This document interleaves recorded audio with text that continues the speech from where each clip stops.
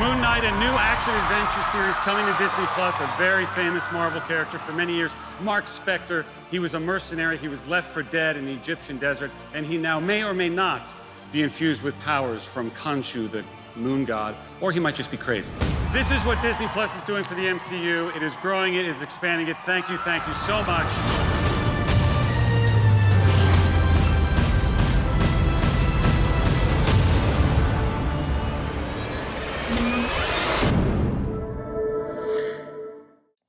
Welcome back, everyone. It's Charlie. This is going to be my new Avengers Moon Knight video. I'll explain what's going on with the series. They've already released a teaser announcement. Kevin Feige has already been hyping up the character and how he's going to fit in the Marvel universe, so we'll break it all down. Of course, I'll be doing episode videos for Moon Knight when it releases on Disney+. I'll also explain what their plan is for actually releasing episodes and when we're going to see those, because we do have WandaVision episodes coming up later this year. So if you are new to the channel, be sure to subscribe to get everything. We're doing a giveaway for Disney Plus memberships. All you have to do to enter is be a subscriber and let me know what you want them to do with the Moon Knight series. Just starting with the big stuff first, number 5. Recently, Marvel announced that Oscar Isaac is going to be their Moon Knight for Marvel Phase 4. He'll debut in the Moon Knight Disney Plus series, and based on their production timeline, that'll be released sometime around when they're getting ready to release Doctor Strange 2 Multiverse of Madness. So maybe we'll see some Easter eggs for him during that, because he's a very dark, supernatural-based character, and they're also introducing a lot of the supernatural Marvel Phase 4 characters through the Doctor Strange character. We're talking about Blade and a lot of the other stuff that's going to show up during the Moon Knight series. I'll explain that in a second, because there's a lot of darker characters that Moon Knight is going to be crossing over with. But after his Disney Plus series, he's going to go into the Marvel Phase 4 movies, Marvel Phase 5 movies, and eventually Avengers 5. He's a really cool, really weird, darker character, so Marvel's just using him and characters like Blade to push into the darker parts of the MCU that we haven't been to before. Yesterday, when the announcement was made, a lot of people were commenting, thinking that Oscar Isaac had said that he'd never do a Disney Plus series, so why is he being announced for this? That's actually not true. Technically, what he said is that he didn't want to do a Star Wars Disney Plus series for his character. This is the clip of him talking about it. It's actually pretty funny. If you guys had the opportunity to continue your character stories on a Disney Plus series, would you take it? Nope.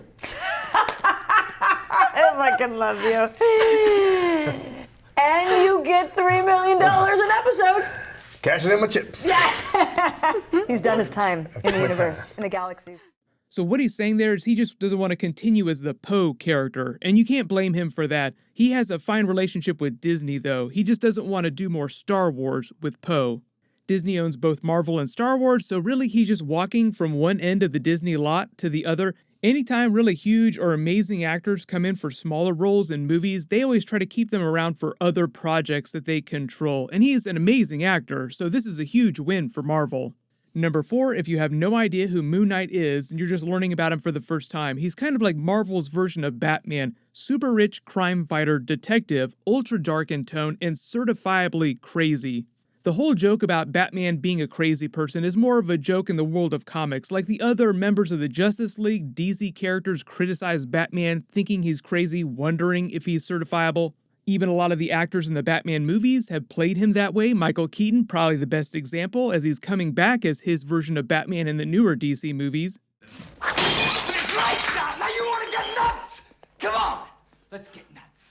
Make all the Moon Knight Batman jokes that you want, but really the reference is just surface level. Moon Knight is fundamentally different in terms of his powers and abilities. He gets all of his abilities from Khonshu, the moon god.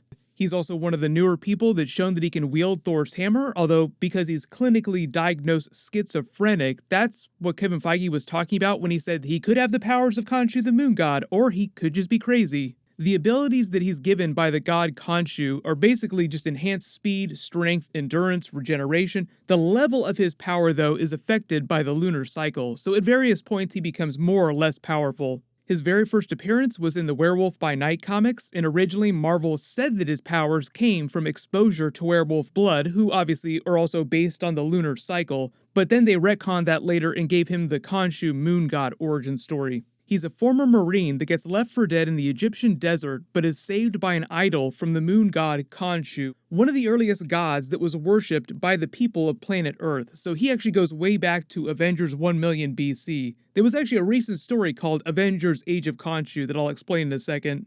So Moon Knight has been a member of the Avengers in the past. That's when I talk about him crossing over into Avengers 5 with the other big Avengers characters eventually.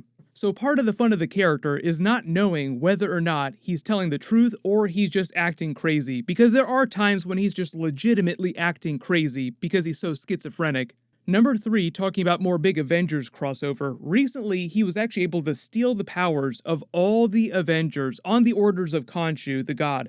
So talking about him doing things like wielding Thor's hammer, the reason he's able to do that isn't because he's worthy like Captain America, it's because Uru, the metal that Thor's hammer is made from, is kind of like a moon-based ore in the Marvel Universe, and as the name implies, as Moon Knight's powers are moon-based, he's able to control the hammer.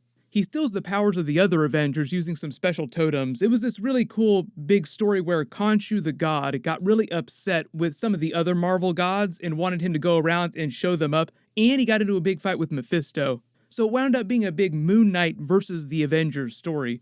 But you have to remember, the first time that he does wind up crossing over with other big Avengers characters in, say, like Avengers 5 or the other big Marvel movies, it'll be a little more traditional, like the first time you saw in Avengers Infinity War when Iron Man met Doctor Strange and they had their big bro-off moment, because they're both geniuses at the height of their powers and they both have towering egos. Well, if we don't do our jobs... What is your job exactly besides making balloon animals?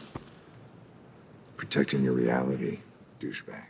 So you just have to imagine Moon Knight having some moments like that with the other Avengers. He's also got a way better sense of humor than most of the other Avengers. He's got Deadpool-level zingers, and he's way more hardcore than most of the rest of them. Number 2, talking about the next couple of years, looking at most of the Marvel Phase 4, Marvel Phase 5 movies, most of his crossovers seem like they're going to start out with the more supernatural-based Marvel characters.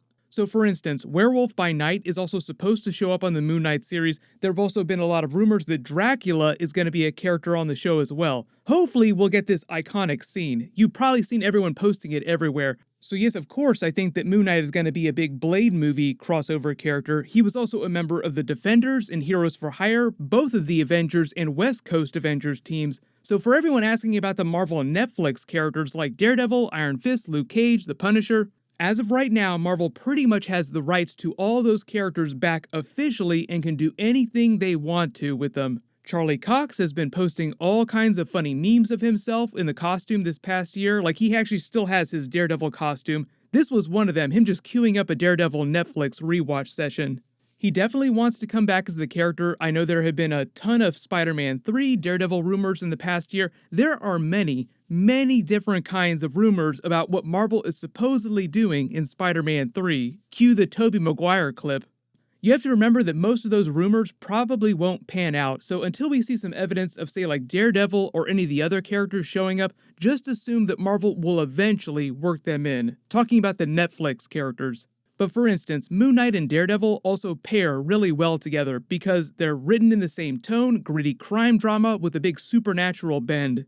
But I'm really happy with the Oscar Isaac casting. I think he's a fantastic actor, so I can't wait to see what he does with the character. And if you were wondering, yes, Oscar Isaac is the voice of Spider-Man 2099 in Spider-Man Into the Spider-Verse. They did that amazing post-credit scene with the meme from the 1966 Spider-Man pointing at himself. He's still going to play Spider-Man 2099 in Spider-Man Into the Spider-Verse 2 in any of those animated movies. That's more of a scheduling thing, and if you saw Josh Brolin, he played Thanos as motion capture in the Avengers movies, Avengers Infinity War, Avengers Endgame, and he was also Cable in Deadpool 2. Ryan Reynolds has been posting more Deadpool 3 jokes, like Deadpool 3 is practically writing itself. Right now, there are also some rumors that Marvel is trying to engineer a big crossover deal for Ryan Reynolds where they don't do Deadpool 3 right away, but they do put him in a bunch of cameos in different movies before Deadpool 3. I think it's one of those situations where they know they're not going to be able to make Deadpool 3 for a while because they have so many other movies and there have been delays with the virus, so everything is just a couple years out right now. So the way you accomplish that is through a series of gratuitous cameos, which are totally in the style of something that Deadpool would do. There'll be a bunch more big Marvel trailers before the end of the year, and my Mandalorian Season 2 Episode 1 video is going to drop on Friday. I'll be doing weekly episode videos for that, so make sure you enable alerts so you don't miss anything. Everyone click here for that brand new Spider-Man 3 Sinister 6 teaser, and click here for my brand new Mandalorian Season 2 teaser trailer. Thank you so much for watching. Everyone stay safe. This is the way.